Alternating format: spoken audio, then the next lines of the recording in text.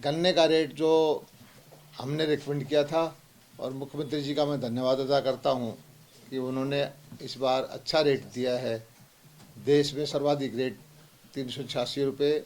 और एक अच्छा काम किया है कि जो हमारी नीति है प्रधानमंत्री जी की, बोने से पहले ही आगे का रेट भी बता दिया जाए। और गन्ना आमतौर पर फसल जो बोया किसान बोता है तो 2 या 3 साल के लिए वो चलता है, तो अगले साल का रेट भी हमने 400 रुपये कर दिया। तो ये एक अच्छी किसानों के लिए हरियाणा सरकार का फैसला है। मैं मुख्यमंत्री जी का धन्यवाद करता हूँ। एक ये पराली को लेकर भी सर पंजाब और हरियाणा में काफी बातें सुप्रीम हैं। कोर्ट ने काफी सुप्रीम कोर्ट सख्त भी टिप्पणी सख्त की है टिप्पणी इस की है, पंजाब को लेकर खासकर कहा है सुप्रीम कोर्ट की तरफ से। कैसे देखते हैं सर पोल्यूशन को लेकर? हरियाणा के काफी स्कूल बंद भी हो चुके हैं। पहला विषय तो ये है कि दिल्ली में प्रदूषण जो है उसका पराली अकेला कारण नहीं है। जब धान नहीं होता तब भी दिल्ली प्रदूषित होती है, तब भी वहाँ 300 से ज़्यादा ये AQI रहता है। दिल्ली में जमुना का हाल बुरा है, डस्ट उड़ती रहती है, वाहन प्रदूषण भी है, बहुत सारे कारण हैं। इसमें दिल्ली सरकार को कार्रवाई करनी चाहिए। और केजरीवाल जी की जब पंजाब में सरकार नहीं थी तो सारा ठीकरा वो पंजाब के किसानों पर, हरियाणा के किसानों पर डाल देते थे। और उन्होंने दिल्ली में 2-4 एकड़ धान के अंदर पूसा डिकम्पोजर डाल के करोड़ों रुपए की एडवर्टाइजमेंट की, और ये कहा कि देखो इतना ज़बरदस्त चीज़ है, इससे सारी डिकम्पोज पराली हो जाती है। अब वो डिकम्पोजर का उपयोग अगर इतना अच्छा था तो पंजाब में क्यों नहीं करवाते। हमने ये सही है कि थोड़ा बहुत योगदान पराली से भी प्रदूषण में है, लेकिन हरियाणा सरकार संवेदनशील है। हरियाणा के किसान भी इसकी गंभीरता को समझते हैं। और हम चाहते हैं कि दिल्ली हमारा दिल है, राष्ट्रीय राजधानी है। दिल्ली में प्रदूषण होता है तो देश की बदनामी होती है। हरियाणा के किसान, हरियाणा की सरकार, हरियाणा की आम जनता बिल्कुल नहीं चाहती कि दिल्ली के अंदर प्रदूषण हो। और उसके लिए हमने, हरियाणा सरकार ने और किसानों ने मिलकर बहुत सारे कदम उठाए हैं। पराली कंजम्पशन के लिए नीतियाँ बनाई, लगभग 80,000 मशीनरी किसानों के यहाँ बंटवाई, पराली कंजम्पशन के लिए फैक्ट्रियाँ लगवाई, गौशालाओं के जो पराली उपयोग में लेके आते हैं उनको इंसेंटिव दिया, 1,000 रुपया जो गांव आग नहीं लगाएगा उसको प्रति एकड़ अलग से इनाम दिया। और पराली में जो किसान आग लगाता है तो उसकी मजबूरी है कि उसके पास टाइम गैप कम रहता है धान कटाई से लेकर गेहूं बुझाई के बीच में। उसके लिए भी हमने नीतियाँ बनाई है। 7,000 रुपये हम जो धान ना बोए प्रति एकड़ उस किसान को देते हैं। और जो धान बोना चाहता है DSR विधि से बोए, जिसमें पानी की बचत होती है 50% की, और वो बिजाई भी जल्दी होती है, जून के महीने में बिजाई हो जाती है, उस किसान को भी 4,000 रुपये प्रति एकड़ हमने दिया। और लगभग 2-2.5 लाख एकड़ DSR विधि से किसानों ने धान की बिजाई की। अगले साल हमारा टारगेट है 10 लाख एकड़ में हम करेंगे। और जल्दी बिजाई होने की वजह से हमने खरीद भी जल्दी शुरू की। 1 अक्टूबर की बजाय 25 सितंबर से धान की खरीद शुरू की। और हरियाणा में लगभग PR धान की खरीद हो चुकी है। पिछले साल 59 लाख एकड़ धान की खरीद हुई थी। इस बार हम यह आंकड़ा कितना है? पिछला 59 लाख, और इस साल यह आंकड़ा 54 लाख की हम खरीद कर चुके हैं। कितना सर? 54 लाख। और ये 15 दिन पहले ही हम समझते हैं कि धान इस बार फसल एडवांस कर दी हमने, और इस ताकि किसान को खेत खाली मिल जाए, उसको आग ना लगाना पड़े, वो गेहूं की बिजाई टाइम पर कर चुके। जितने काम हमने करने थे पराली प्रबंधन में, किसानों की सहायता में, वो हमने किए हैं। और दुख की बात यह है कि हम पराली में आग नहीं लगाते, प्रदूषण नहीं करते, उसके बावजूद भी हमारे शहरों का भी दम घुट रहा है। और मुझे दुख के साथ कहना पड़ता है कि ये धुआं जो है दिल्ली जाने से पहले हरियाणा का दम घुटता है। पिछले 7 दिन के आंकड़े मेरे पास हैं, ICAR के आंकड़े, नासा के आंकड़े हैं। आजकल कोई भी आगजनी होती है तो उसका आंकड़ा आ जाता है। 1 नवंबर को हरियाणा में 99 घटनाएं हुई थी, पंजाब में 1921। 2 नवंबर को हरियाणा में 48 पराली जलाने की घटनाएं हुई, पंजाब में 1668। 3 नवंबर को हमारे यहाँ 28 घटनाएं हुई थी, वहाँ 1551। 4 नवंबर को 33 घटनाएं हुई, वहाँ 1360। 5 नवंबर को हमारे यहाँ 109, वहाँ 3230। 6 नवंबर को हमारे यहाँ 65, वहाँ 2060। 7 नवंबर यानी कल 26 घटनाएं हरियाणा में हुई हैं और वहाँ 1515।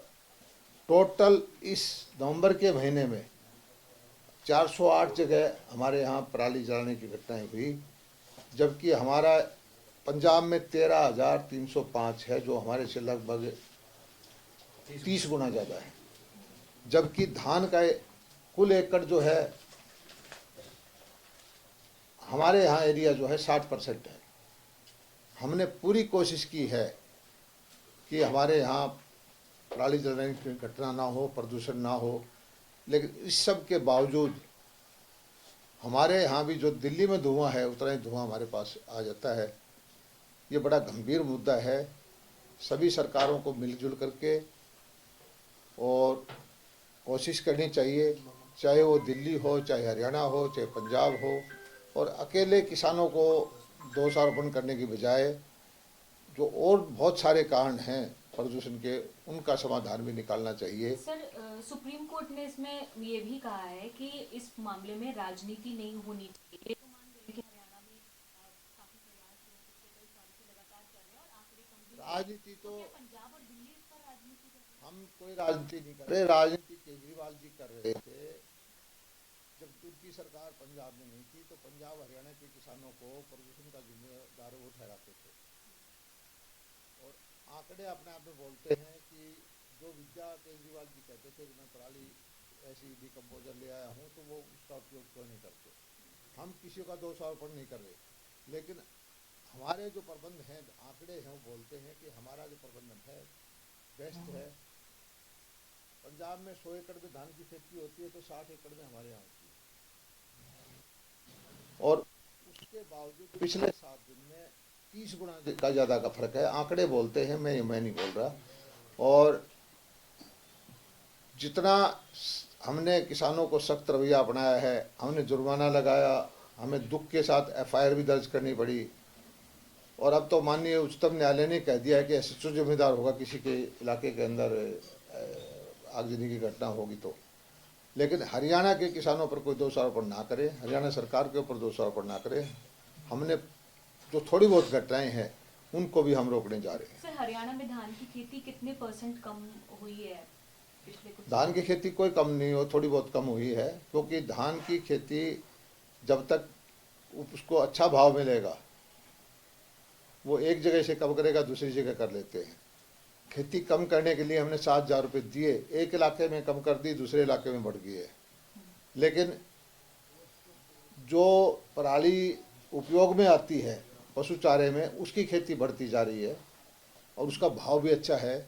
PR धान की बजाय जो बासमती है, ऐसे में 1509 है, 1121 है, किसानों को उनका भाव 4,500-5,000 रुपये मिल रहा है, 4,000 रुपये मिल रहा है। किसान खुश हैं, इस बार यील्ड भी अच्छी है, भाव भी ऑल टाइम हाई है।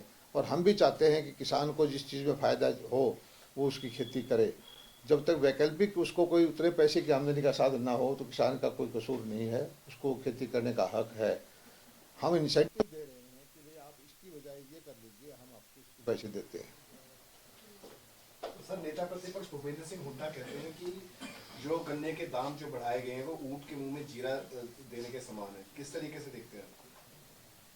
मैं समझता हूँ कि हुड्डा साहब की सरकारें रही हैं और कांग्रेस की और बहुत सारी प्रदेशों में अभी भी सरकार है।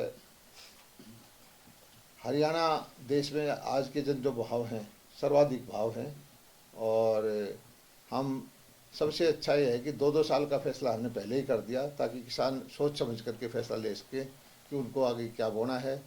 ये सिर्फ बयानबाजी के लिए बयान करते हैं। आज कांग्रेस के नेता वो नहीं बताते कि उनके वक़्त में कितनी फसलें खरीदी जाती थी, कितना बीमे का पैसा मिला था, कितना उनके मुआवजा मिला था, कितने भाव थे और आज क्या भाव है। वो कंपैरेटिवली बताएं, डाटा बताएं बयान देते वक्त, फिर जनता अपने आप समझ जाएगी। वो अधूरा बयान देते हैं। मांग करना, किसान की मदद के हक में बयान देना एक अच्छी बात है, लेकिन साथ में ये माफ़ी भी मांगनी चाहिए कि अपनी सरकार में वो किसानों के हित में फैसले नहीं कर पाए। सर, सुप्रीम कोर्ट ने कहा था कि मामले जो है पराली जलाने के 0 होने चाहिए। क्या अगले साल तक उम्मीद कर सकते हैं? हम पूरी कोशिश कर रहे हैं कि 0 की तरफ आगे बढ़ रहे हैं। और हरियाणा में मैंने आपको बताया कि पिछले 7 दिन का डाटा 1 और 30 की रेशो है, जबकि ज़मीन जो धान की खेती की ज़मीन 1 या 1.5 या 1-2 की है। अपने आप में आंकड़े बोलते हैं। इसमें जो तथ्य सबके सामने हैं, सैटेलाइट का डाटा है, ICAR का डाटा है, नासा का डाटा है। और हरियाणा सरकार पूरी तरह से संजीदा है और किसान से ने भी हमारा पूरा साथ दिया। सर, जातिगत राजनीति को लेकर काफी चीजें जो हैं आजकल चल रही है हरियाणा में चर्चाओं में। कोई उप मुख्यमंत्री 4 जातियों के बनाने की बात कर रहा है, कोई 3 बनाने की बात कर रहा है। और कल सत्ता पक्ष के जो विधायक हैं JJP से दादा गौतम, उनका भी एक बयान सामने आया कि जाट जो है वो मुख्यमंत्री पद की ओर देखता है। खैर, मैं कोई व्यक्तिगत किसी का जवाब नहीं देना चाहता। जातिगत राजनीति में विश्वास नहीं करता। भारतीय जनता पार्टी जो है जातिगत राजनीति नहीं करती। सारी राष्ट्र को देख करके, समाज को देख करके सबको ऊपर उठाने का काम करती है। और विपक्षी पार्टियां जब उनको जनता ने रिजेक्ट कर दिया, वो जातिगत राजनीति करते हैं। कल ही मैं देख रहा था टेलीविज़न पे कि बिहार के अंदर बताया गया कि इस जाति में साइकिल भी नहीं है, इस जाति में ये आमदनी है, इस जाति में ये आमदनी है। लेकिन उनको ये भी बताना चाहिए कि इस सब गरीबी का कारण जो सत्ता में पार्टियां हैं वही तो हैं, वो उनको ऊपर नहीं उठा सकी। हरियाणा मैं समझता हूँ देश में एक प्रगतिशील सरकार है। हरियाणा में प्रति व्यक्ति आमदनी भी अच्छी है और हैप्पीनेस इंडेक्स भी अच्छा है। और गरीब अमीर का जो भेद बिठाने की हम कोशिश कर रहे हैं, गरीब कल्याण की योजनाएं लेके आ रहे हैं, उससे आम जनता खुश है। सर, एक बिजाई का सीजन है, DAP और यूरिया की क्या सिचुएशन है? DAP यूरिया की कोई कमी नहीं है। जितनी इस सीजन की खपत होनी चाहिए उतनी DAP हमारे पास उपलब्ध है। और लगभग सरसों का इलाका की बिजाई हो चुकी है, गेहूं की बिजाई शुरुआत कर चुकी, उसके लोग किसान लेके जा चुके हैं। एक आध जगह ये समस्या आ जाती है कि एक शहर के अंदर 4 दुकानें हैं, एक इसकी इफ़को की है, एक IPL की है, किसी 4 कंपनी की है। उसमें कभी एक दुकान पे खाद होती है, कभी दूसरी पे होती है, वो उनका स्ट्रक्चर ऐसा है। लेकिन खाद की बिल्कुल कमी नहीं है, भरपूर है, पर्याप्त है, कोई दिक्कत नहीं। नैनो यूरिया की तरफ बढ़े सर किसान? नैनो यूरिया के लिए इस बार हम करने जा रहे हैं इफ़को से मिल करके नैनो यूरिया, नैनो DAP का प्रदर्शनी डेमोस्ट्रेशन के फार्म बना करके किसानों से 100 रुपये प्रति एकड़ के हिसाब से हम छिड़काव करेंगे।